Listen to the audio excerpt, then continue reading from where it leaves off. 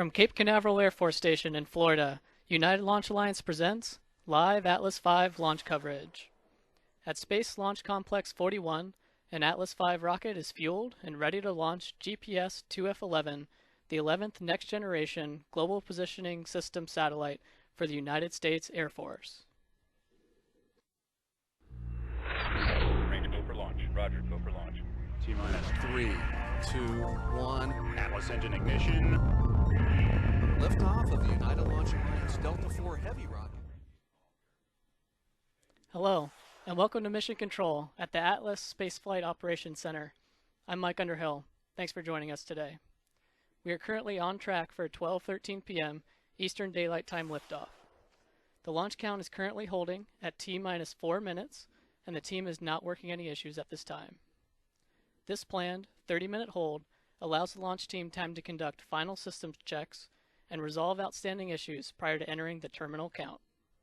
We have a 19-minute launch window available today, which closes at 12:32 p.m. Eastern Time.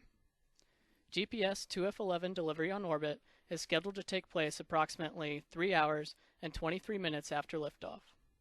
Because of that long duration, we'll conclude our live coverage approximately 20 minutes after liftoff. However, before we sign off, Captain Felix Abeda from the Air Force's Launch Systems Enterprise Directorate will join me here in Florida to discuss the Air Force's role in getting critical space assets to orbit.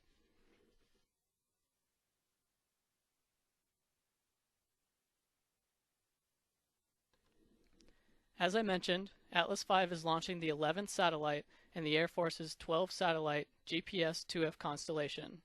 This is the third GPS launch this year and the 59th operational GPS satellite, all of which have been launched on ULA's Atlas and Delta rockets. The Global Positioning System, or GPS, is a space-based positioning system consisting of a minimum of a 24-satellite constellation providing navigation and timing information to military and civilian users around the world. The signals are so accurate that time can be measured to within a millionth of a second, velocity within a fraction of a mile per hour, and location to within a meter.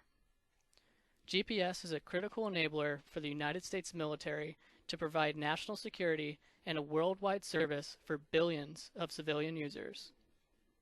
Built by Boeing, the next generation 2F series provides improved capabilities for military and civil users and a new third civil signal, L5, for commercial, aviation, and safety of life applications.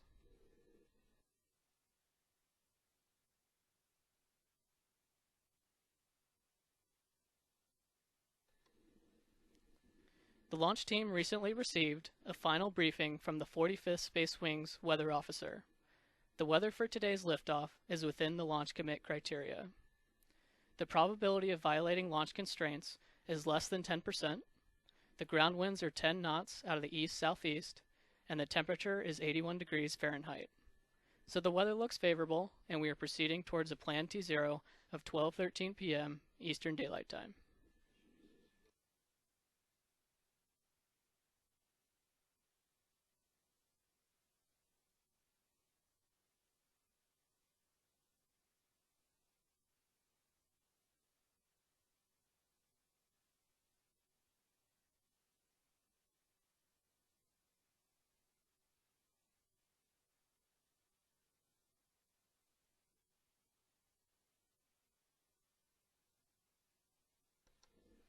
ULA is using the Atlas V 401 configuration to launch GPS IIF-11. This is the 59th Atlas V Evolved Expendable Launch Vehicle flight since the inaugural launch in 2002, the 29th flight of the 401, and ULA's 102nd mission. A number of important milestones took place leading up to launch. The Atlas V launch vehicle is produced in Decatur, Alabama, and Harlingen, Texas. It is comprised of a Common Core booster powered by the NPO Energomash RD-180 main engine and a Centaur upper stage powered by the Aerojet Rocketdyne RL-10C. The GPS IIF-11 satellite is protected during ascent by a 4-meter diameter payload fairing. The Atlas V booster arrived at Cape Canaveral on October 6th. The booster was erected on its mobile launch platform inside the vertical integration facility on October 12th. 4 days later, the GPS IIF-11 satellite was encapsulated inside the 4-meter payload fairing. Then, on October 21st, the encapsulated payload fairing was transported to the vertical integration facility and mated to the Atlas V rocket. The fully integrated Atlas V on its mobile launch platform was rolled to the pad at Space Launch Complex 41. Trackmobiles are used to transport the Atlas V and its mobile launch platform to the launch pad. It's a quarter-mile trip that takes about 30 minutes to complete. Once the mobile launch platform reaches its park position at the pad, the team conducts final securing. Following pad clear, at about 4 hours before launch, the Atlas V is fueled and configured for launch. The Atlas V rocket stands 189 feet tall, or about 19 stories, and weighs more than 700,000 pounds fully fueled. To lift the Atlas V away from the pad, approximately 860,000 pounds of thrust is produced by the RD-180 engine.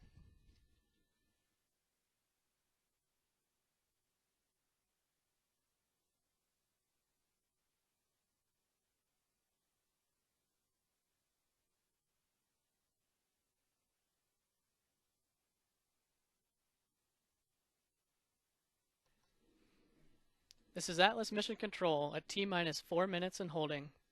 The GPS IIF vehicles are part of the 4 generations of operational vehicles on orbit, with a total of 31 operational satellites, the largest constellation in the Department of Defense, as well as the most robust and capable system in the history of space. From their vantage point in semi-synchronous circular orbit, the GPS IIF satellites will provide improved accuracy through better clocks and a longer design life. Here's a video detailing GPS IIF-11's trip to orbit. The following profile details the important events of this mission using approximate times. 5, 4, 3, 2, 1, 0. And liftoff of the Atlas V rocket. The Atlas RD-180 main engine ignites to lift the vehicle away from the pad. Shortly after liftoff, Atlas begins its initial pitch, yaw, and roll maneuvers to attain the proper ascent profile and minimize aerodynamic loads. The Atlas V reaches Mach 1, the speed of sound, at 78 seconds. At 90 seconds, the vehicle experiences maximum dynamic pressure. Approaching booster engine cutoff, the Atlas V is burning propellant at the rate of 1,600 pounds per second, traveling at approximately 16,000 miles per hour, and located 62 miles in altitude and 146 miles downrange. Booster engine cutoff occurs approximately 4 minutes after liftoff. 6 seconds after booster engine cutoff, the booster stage is jettisoned. The first Centaur main engine start takes place 10 seconds after booster separation. The payload fairing is jettisoned approximately 4.5 minutes into the flight. Cutoff of the Centaur main engine follows an approximately 13-minute burn. The mission now enters a 3-hour coast phase. At 3 hours 17 minutes into the flight, the Centaur main engine is started for a second and final burn. This burn will last approximately 1.5 minutes. Following the second Centaur main engine cutoff, the mission enters a final 5-minute coast phase. At 3 hours 23 minutes, Centaur releases the GPS satellite for the United States Air Force.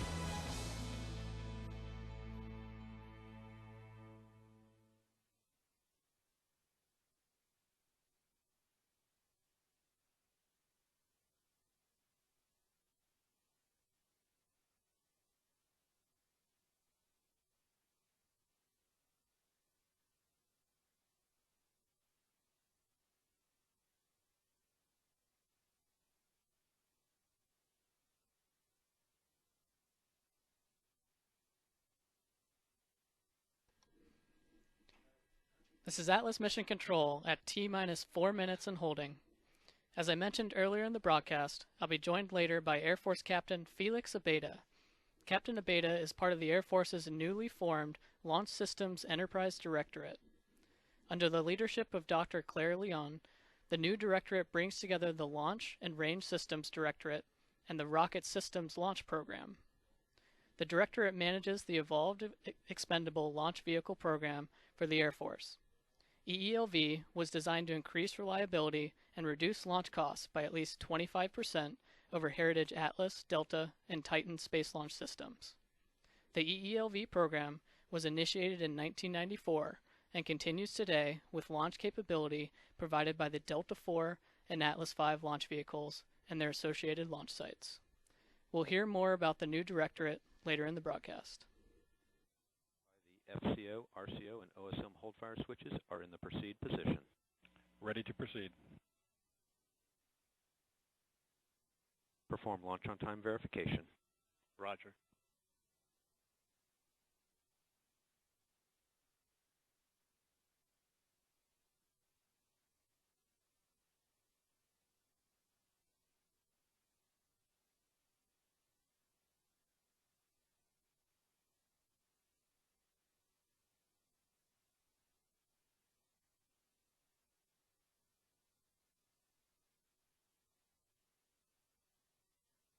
RC verify solar radiation acceptable for launch. Verified.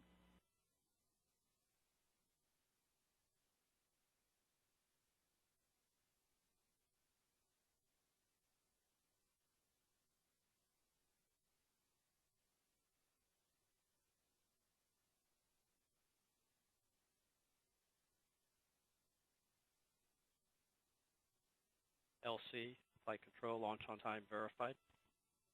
Roger. LC switch to ready position. All steps complete prior to the status check.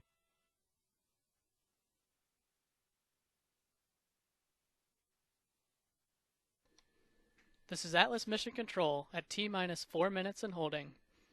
In a few moments, Launch Conductor Ed Kidda will poll the team for the final go to pick up the countdown.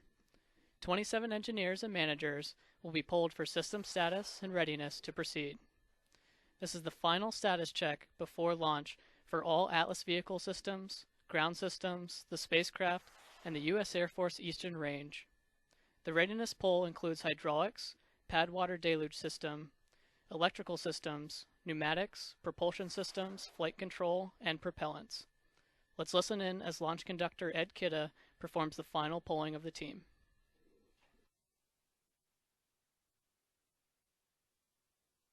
Status check to proceed with terminal count.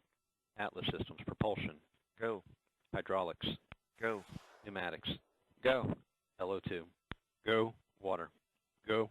Centaur systems, propulsion. Go. Pneumatics. Go. LO2. Go. LH2. Go. HASGAS. Go. Electrical systems, airborne. Go. Ground. Go. Facility. Go. RFFTS. Go. Flight control. Go. Instrumentation. Go. COM. Go. Timer. Go. GC cube. Go. Umbilicals. Go. ECS. Go. Redline monitor. Go. Quality. Go. Ops safety manager. Go. ULA safety officer. Go. Vehicle system engineer. Go. Anomaly chief. AC is go. Range coordinator. Cleared to proceed. LD. Launch Indeed, director. the launch vehicle is ready to launch. Mission director. You have permission to launch. Proceeding with the count. T0 is planned for 1613 Zulu. Set count to start at 1609 Zulu.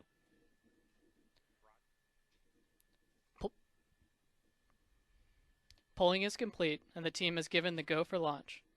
The countdown will resume in approximately 2 minutes. From T-minus 4 minutes until launch, you will be listening to Launch Conductor Ed Kidda and his team performing the final steps in the countdown procedure. You'll hear the team confirm securing of Atlas liquid oxygen topping, followed by the call to transfer the Atlas and Centaur stages from ground facility power to internal battery power.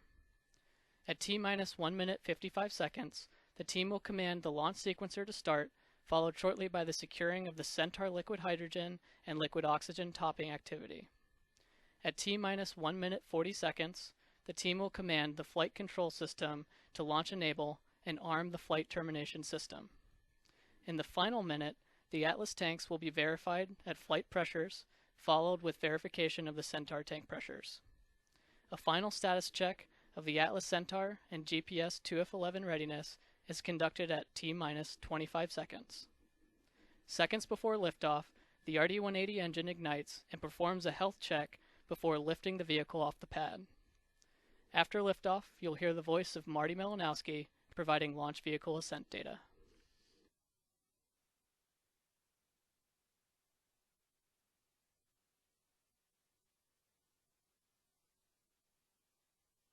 We anticipate releasing the hold in just a few moments. 4 minutes and counting.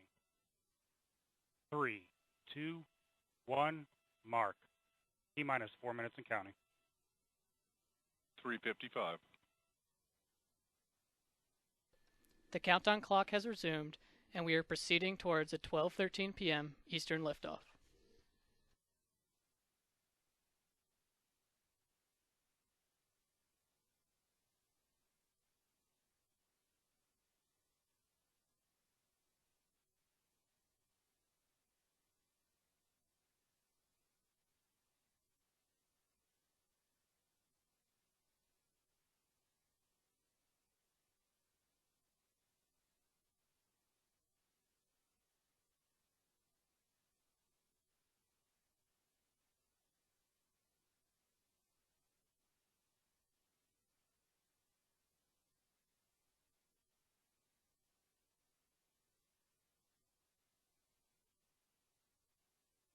Minutes. Securing LO2 topping. Atlas tanks to flight pressure.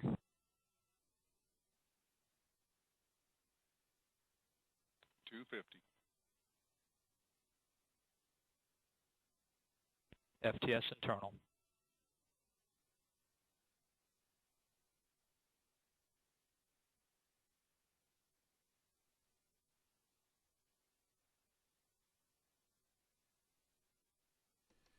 T-minus 2 minutes, 30 seconds and counting.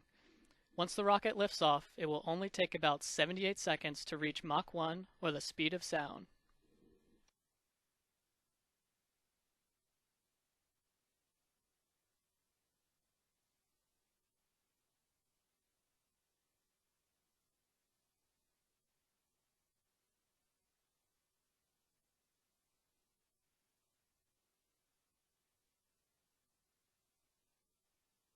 $159. Vehicle internal. $155. Launch sequencer start. $150. Securing Centaur LH2. Securing Centaur locks. $140.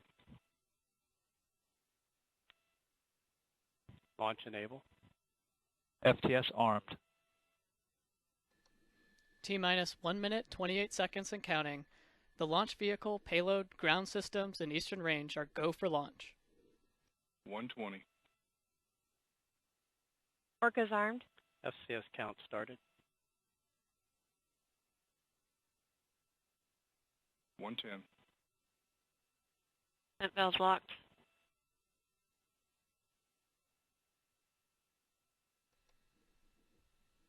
T-minus 60 1 seconds. minute. Rock, report range status. Range green.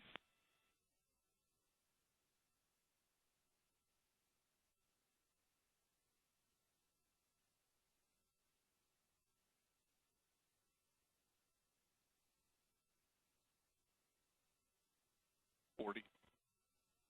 Stable at step 3.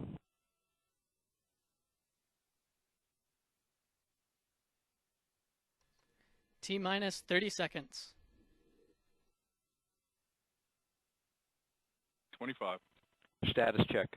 Go Atlas. Go Centaur. Go GPS. 20. 15. T-minus 10, 9, 8, 7, 6, 5, 4, 3, 2, 1. We have RD-180 ignition, and we have liftoff of the United Launch Alliance Atlas V rocket carrying the 11th GPS IIF satellite for the United States Air Force. The Global Positioning System provides worldwide positioning, navigation, and timing service for military and civilian users.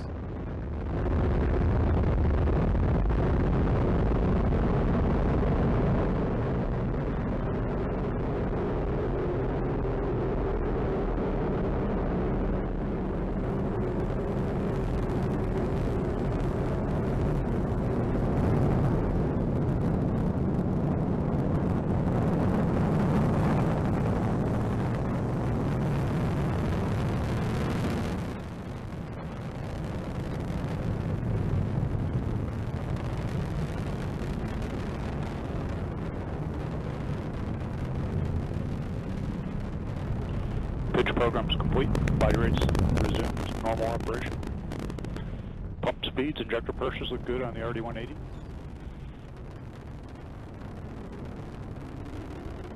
You're hearing the voice of Marty Malinowski providing launch vehicle ascent data.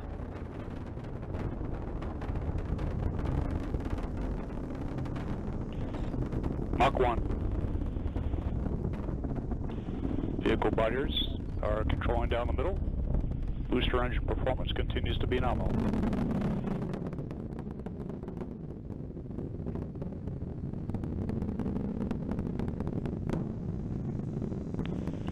Flight track shows the vehicle right down the middle corridor. We have passed max dynamic pressure. Booster has throttled down right on time.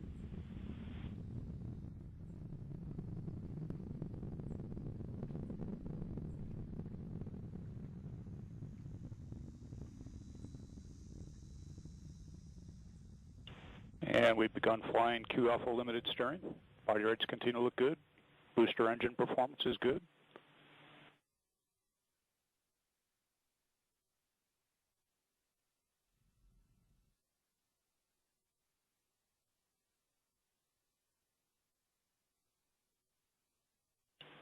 Closed loop steering has been enabled, as well as a roll bias for pointing of telemetry.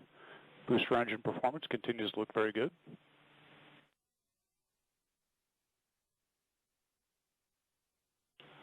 Our CS pyro valve has been fired. System's now pressurizing the flight level. Signatures look good. Currently accelerating at 3 Gs. Booster engine continues to look very good. Current altitude is 32 miles. Downrange distance 50 miles. Current velocity 5,005 miles per hour.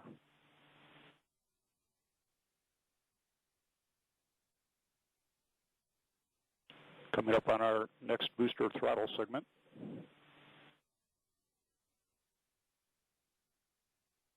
And the booster has throttled down. Engine response looks good. Body rates continue to look good as we accelerate at 4 Gs. Range track shows the vehicle right down the middle of the corridor.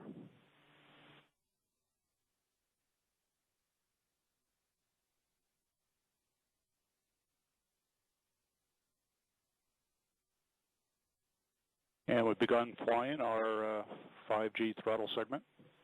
Boost phase cool down is underway.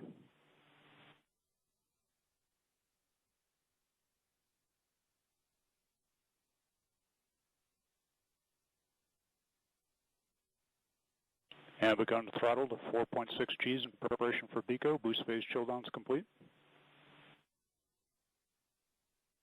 And we have BECO. Engine shutdown looks good. We have retros and stage separation. Looks like a clean SEP. LOX and fuel pre-start. GN2 purge firing and the RCS is underway. We have ignition and full thrust on the RL-10. And we have payload fairing jettison. Looks like a good separation of the payload fairing.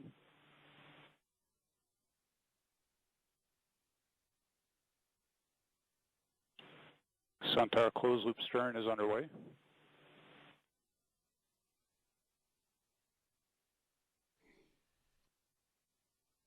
And Centaur PU has gone to closed loop control.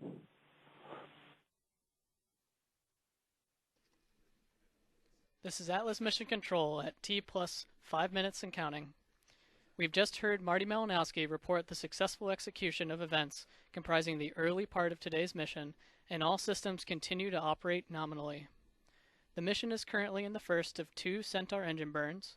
Our next event, Centaur main engine cutoff, will occur in approximately 12 minutes. I am joined now by Air Force Captain Felix Abeda from the Space and Missile Systems Center's Launch Systems Enterprise Directorate. Captain, thanks for joining me today. Thanks, Mike. It's an honor to be here with you today. First off, can you tell us a bit about yourself? Yeah, I'm from Colorado Springs, Colorado, where I attended the United States Air Force Academy and graduated in 2010. My first duty assignment was to Vandenberg Air Force Base in California, and as you mentioned earlier, I'm now at Los Angeles, where I'm a Government Mission Integration Manager, or GMIM for short. Can you describe a little bit about what a GMIN is and what they do? Yeah, so as a GMIM, I'm the lead integrator between the space vehicle and the launch vehicle. It's our job to ensure that all technical and programmatic requirements are met, and that the team stays on schedule to meet the required launch date. Now, as I understand it, you were also the GMIM for the successful October 8th launch of NROL-55 from Vandenberg Air Force Base in California, also on an Atlas V. Can you describe that experience and how it compares with today's launch? Yeah, so there are definitely some differences and similarities between both coasts. One of the major differences is the way that the vehicle is processed and the way it's transported. But otherwise, the team has done a great job of keeping the on-console operations pretty similar and streamlined. So once you sit down, it doesn't matter what coast you're on. So what are some of the key challenges that you and your team work through for a launch? Well, as I'm sure you and everyone else is aware of, a rocket is a very technical piece of hardware. Our engineers have to know and understand each of those individual components and be able to certify that equipment and give faith to our leadership that the equipment that's on the pad is going to be able to launch and meet the required launch requirements. So can you describe the milestones and decision-making timetable in preparing for today's launch, and how are things going in preparing for the GPS IIF-11 launch next year? Yeah, so in LE we start standard integration 24 months before the launch, and within that time frame we've completed one integrated crew exercise with simulated anomalies where the team has to test themselves and make sure they're good for anything that might pop up, a mission dress rehearsal, day launch working groups, and various technical meetings along the way. We're scheduled for a 3 February ILC for GPS IIF-12, and we're on track to meet that date. So what would you say has been the most surprising thing in your job so far?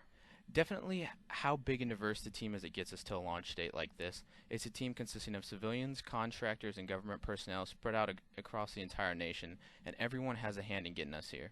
Well, thank you so much for sharing the amazing work being done by the Launch Systems Enterprise Directorate. We'll talk a little bit more later, but now let's take a look at a video highlighting the results of all the team's efforts. The Global Positioning System is a marvel of the modern age. It consists of more than 30 GPS satellites circling the globe over 12,000 miles above us. In tightly controlled orbits, these U.S. Air Force satellites continuously transmit their signals to Earth. An extraordinary technology, GPS enables anyone with a GPS receiver to determine the precise location and the exact time anywhere in the world, usually within a meter and within a billionth of a second. GPS is ubiquitous. It's everywhere. It's in our cars, it's in devices that you use to determine how far you've run or ridden your bicycle. With billions of users and countless devices, it is easy to take GPS for granted. But it is the essential platform for innovations which enables us to do everyday things like buying gas at the pump and getting directions. And amazing things like tracking ice melts and saving lives in ways that were formerly impossible. The beauty of the GPS system is that it's available for everyone. The cost of entry for any user is simply the cost of their receiver. Boeing helped make GPS possible. It's been the U.S. Air Force's prime contractor on 4 major programs, replacing the initial group of satellites as their service lives were completed. Overall, Boeing has produced 2/3 of all GPS satellites, more than 40 in all. Satellites are normally built in a low volume, perhaps 2 or 3 at most, and they're usually sit in one spot, and resources are brought to the satellite. Now, to ensure that GPS is available whenever it's needed, Boeing has changed how satellites are made. It's producing 12 new GPS satellites using a streamlined process based on its efficient and advanced airplane assembly line techniques. Our goal is to have the highest quality. These new satellites bring next-generation performance to the GPS constellation we all use every day. As a result, they are delivering new levels of accuracy to what is already a remarkably accurate system, and they are being built in a much more efficient way, ensuring that this essential technology is available when we need it.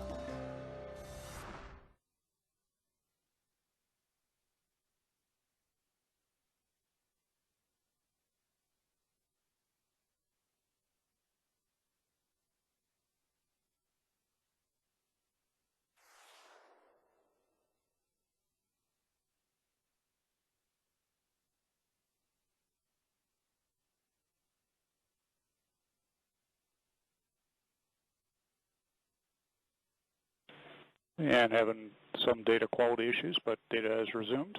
All looks good. RL-10 continues to perform well.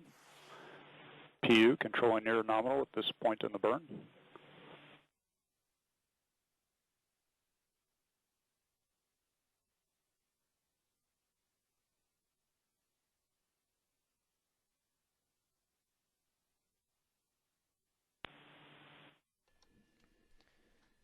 This is Atlas Mission Control at T plus 10 minutes 56 seconds into the GPS IIF-11 mission, and all systems continue to operate as expected. The Atlas Centaur second stage and GPS satellite are currently located over the North Atlantic Ocean, southeast of Greenland. Our next event, the first Centaur main engine cutoff, or MECA 1, is scheduled to take place in about 6 minutes. Here's Marty Malinowski. 1,692 miles, current velocity 14,513 miles per hour.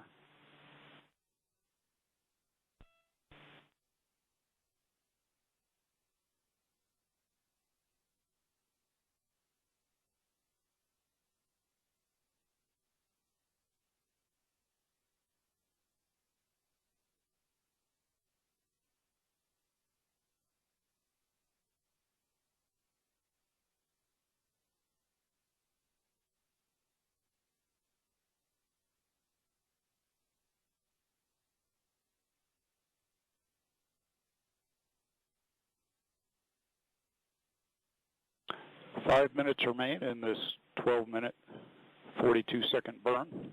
All systems continue to look very good. PU controlling at nominal. Tank pressures are stable. Body rates 0.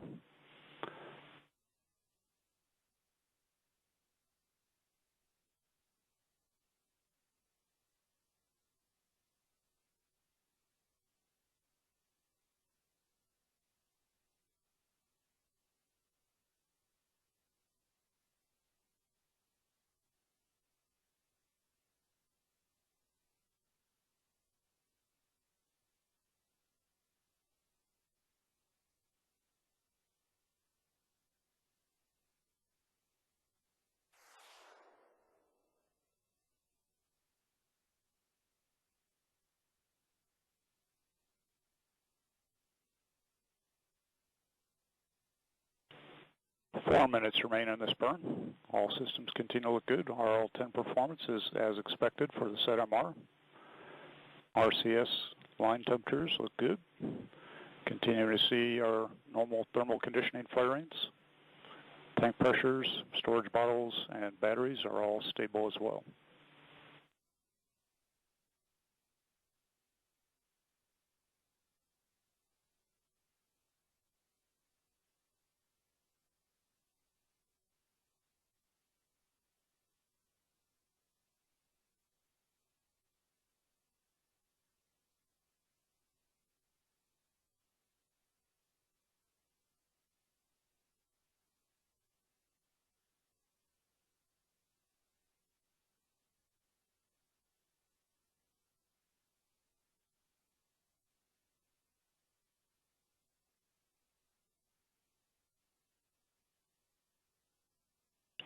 And we have IAP vanish. Centaur is now orbital at an altitude of 204 miles, downrange distance of 2,593 miles.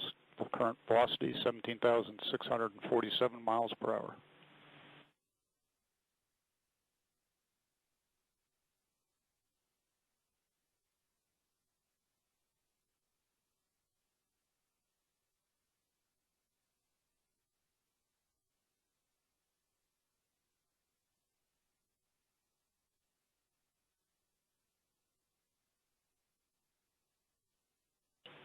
RL-10 continues to look good. PU controlling near nominal. Tank pressures are stable.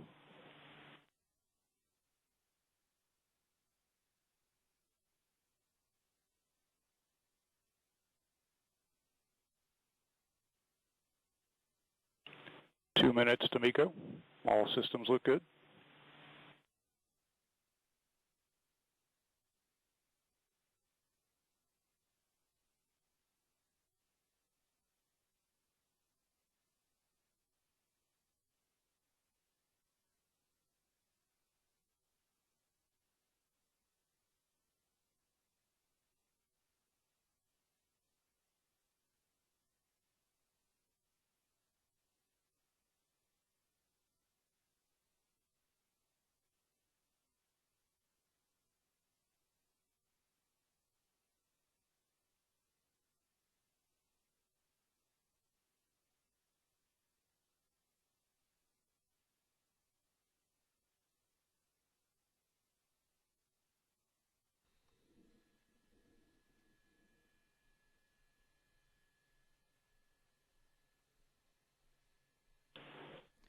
Our next event, the first Centaur main engine cutoff, is scheduled to take place in about 1 minute. Here's Marty Malinowski.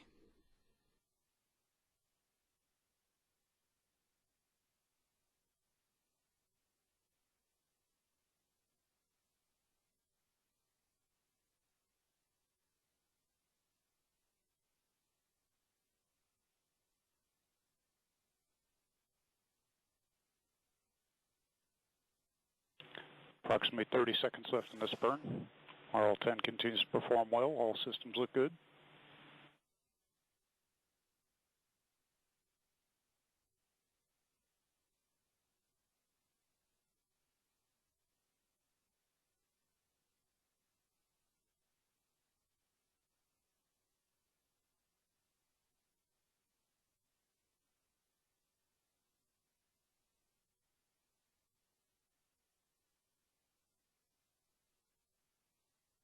Now we have MECO. Engine shutdown looks good.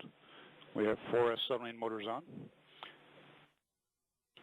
We have begun our turn to our PTC attitude, as well as begun our spin up to our PTC roll rate of 1 degree per second. Fuel tanks have been vented down and are currently stable. Bus and battery voltages look good.